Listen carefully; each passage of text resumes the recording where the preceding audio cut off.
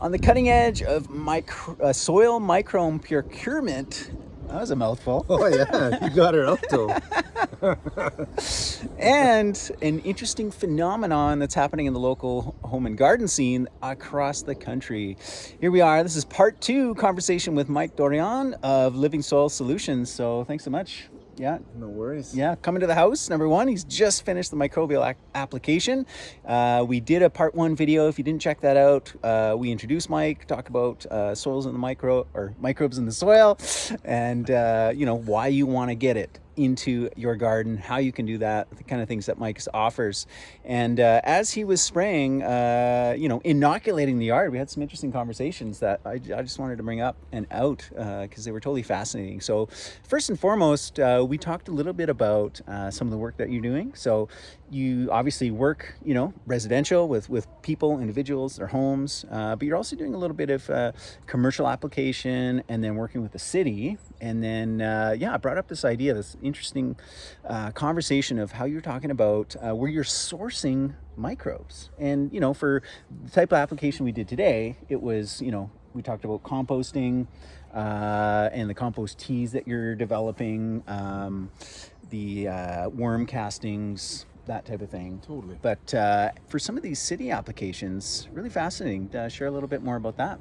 Yeah, so where we're going, instead of taking a typical physical substrate of just a normal worm casting or a compost, as Malcolm was saying, where we're trying to do for some of these more naturalization zones is they have to plant and get that land to a certain level with the plant material that they're planting. So for example, like certain native forbs and grasses, and like willow is a big one, especially on the riverbanks for bank stabilization and erosion control.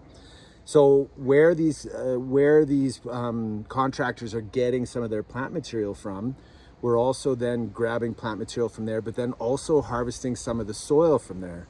So then we can take that material and that soil and compost it and essentially breed out the microbes from the place where they're harvesting their plant material. Yeah. So then we can take that material and put it on the degraded site where they're planting and speed fast the succession up to where they want to get it, of where they're already planting those plants anyway. Right, amazing. So it helps with fighting the weed suppression and just getting better establishment with the plant material too. So instead of it just planting, then, okay, good luck, buddy. At least now it's got some friends to work with to get those roots developed properly. Yeah, the symbiotic organisms. I remember taking my PDC, the permaculture design course. They talk about how different ecosystems will have different balance of certain species. So, kind of early in a stage of evolution microbially, it'll be more bacterial. Exactly. And then as it kind of progresses, it'll get more fungal. And that's why, in a forest, we associate,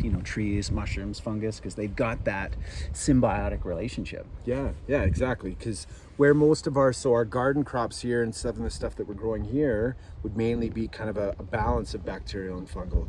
Yeah. So then when we step into that more forest and woody species, like in the old growth forest, where we'll start seeing those mushrooms popping up, or we'll see the mycelium visually eating away at a log that's fallen down. Yeah. That, the matter in there, like we could grab a handful of that and 70% of that soil could be, fungi. So Yeah. So that's when it gets really exciting. Cool. Yeah. I mean, that's so cool. It's like the cutting edge of, working with the microbes and procuring it from nature, especially like you say, like exactly where maybe trees, bushes are being transplanted.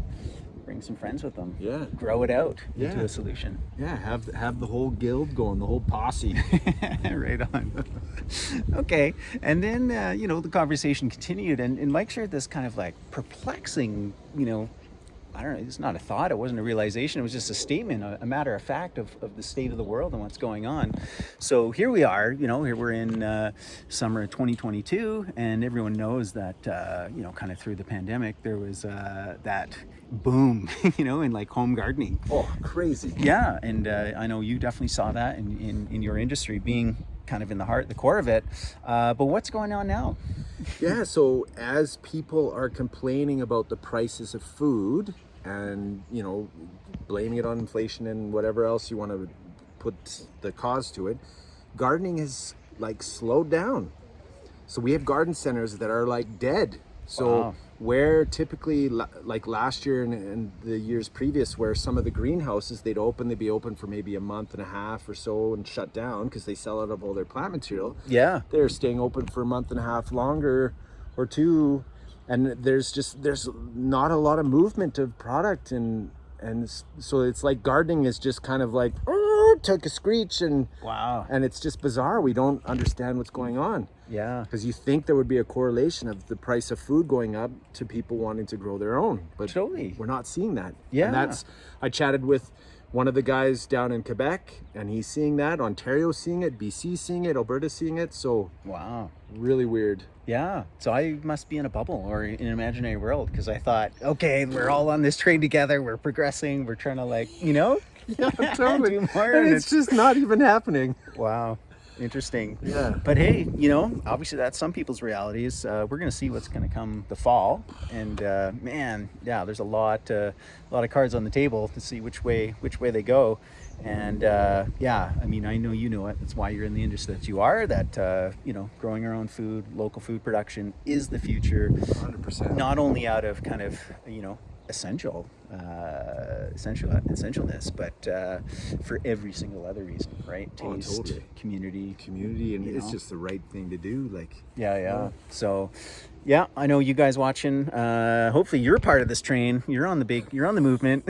You're not letting those garden centers fall, because shocking. Some are like pulling out of Canada. They're going out of business. Like, this is like serious. It's not like, oh, they're in a bit of a lull. It's like, whoa. Yeah. Some big moves happening. So Yeah. like you said, come the fall, it's going to be interesting to see what goes down. Yeah, and that's the thing. A lot of things that are happening, the momentum, the industries, like even just the shutdowns. Like we did it. I was gonna say you can't just do that. I mean, we did it, but we're still feeling the repercussions. Oh yeah. And like the non-investment in certain industries like creates ripple effects for years. And if we have this kind of blow in this type of industry, right, where garden centers are shutting down, there's less innovation, they're like products aren't available on the market. Like, it's not like you can just turn that back on and go like, oh right, okay, everyone's into it now. It's like, that infrastructure that was there, if we lose that, that's not a good thing. No, and that's going to force you to be that much more hyper local with your community, and so you know, take care, have your self resilience, but then have that community resilience as well. Yeah. All right, so get on it, grow your gardens. Thanks, Mike. Livingsoil.ca. You betcha. Yeah, right on. Check them out.